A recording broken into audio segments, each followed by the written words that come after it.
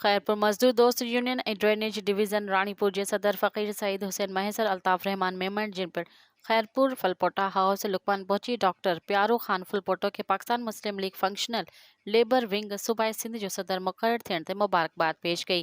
इन मौके ते मुजाहिद जे अगवान फ़कीर सईद हुसैन महेसर ॻाल्हाईंदे चयो त डॉक्टर प्यारो खान फुलपोटो तमाम बेहतरीन शख्सियत है। डॉक्टर प्यारो खान फुलपोटो गरीब मिस्किन बेपहुच गरीब मिस्किन जी अगियां जियां अवाम जी ख़िदमत कंदो।